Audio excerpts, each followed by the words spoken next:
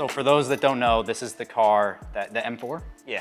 It's the Nuked M4. It's been probably being built for 5 years? 6 years? It's got to be way longer.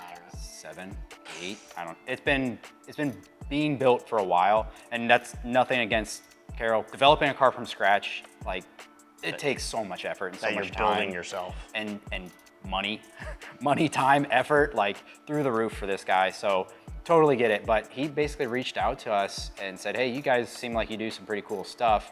Can you guys help?" And we did. And honestly, this is what kind of kickstarted Paul's career. I don't know if you want to say career, but like on dive into big time attack cars. Yeah. We totally underquoted it by like 8,000%, but that's all right. Paul learned a lot for the next 3 months. I remember that.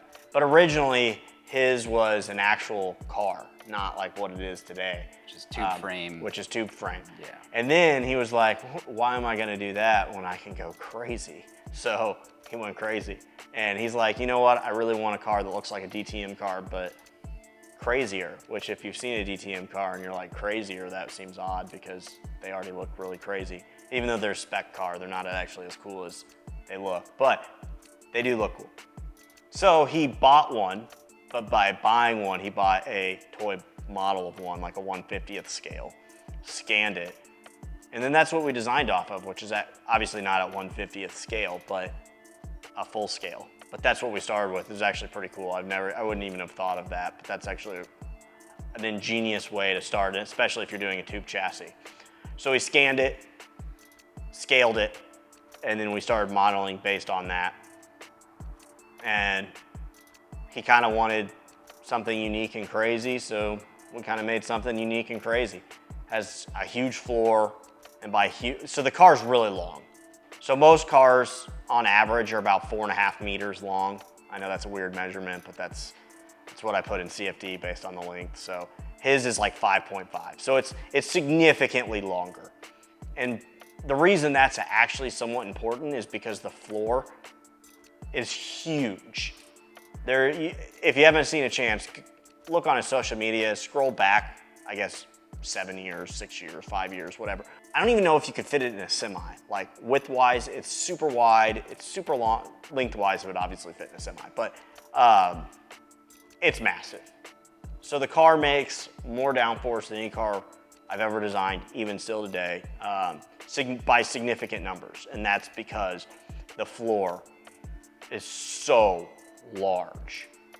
It's about the size of most cars, just the floor. The diffuser is half or 3/4 of the height of the car, like where the roof line is. Because the car is so long, the diffuser starts really early, and because of that, if you think of expansion is just say it's linear, and you start really far forward, the more you go back, the taller it's gonna be, because you can obviously only go so wide because you have tires in the back. So it's just gonna keep getting taller and taller, and that's why it is so tall.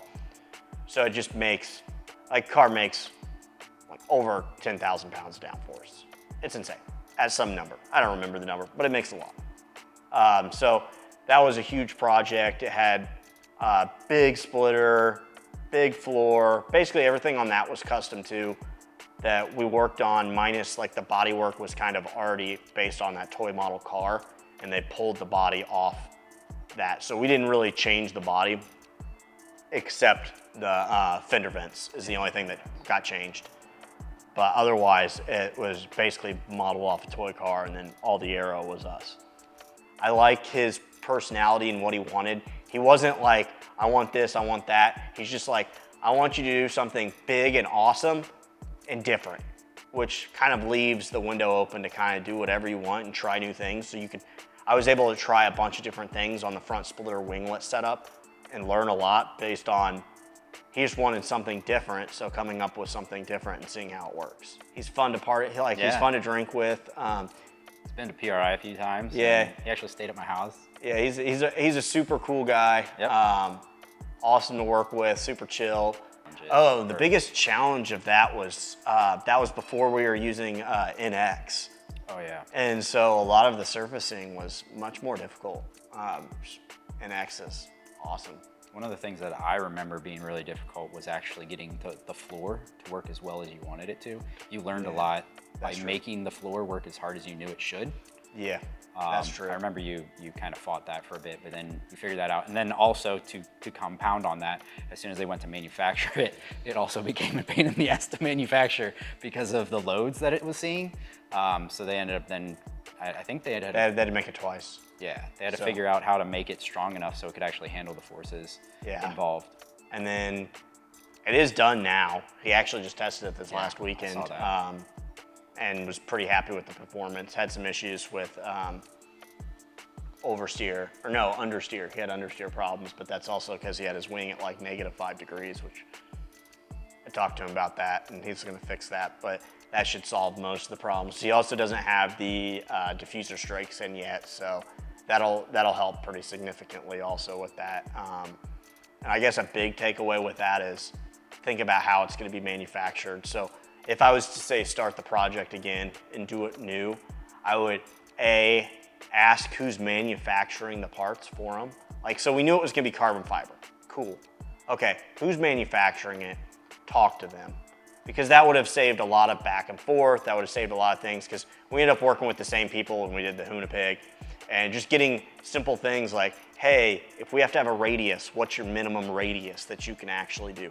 Stuff like that makes a big difference when designing something because you might design something that actually can't get made and then you wasted your time designing something that then can't be made that you're gonna have to redo. So I would say get a little bit more information ahead of time on manufacturing, who's doing it and kind of what their skill level is and how they're gonna be doing it and cater to the design to that.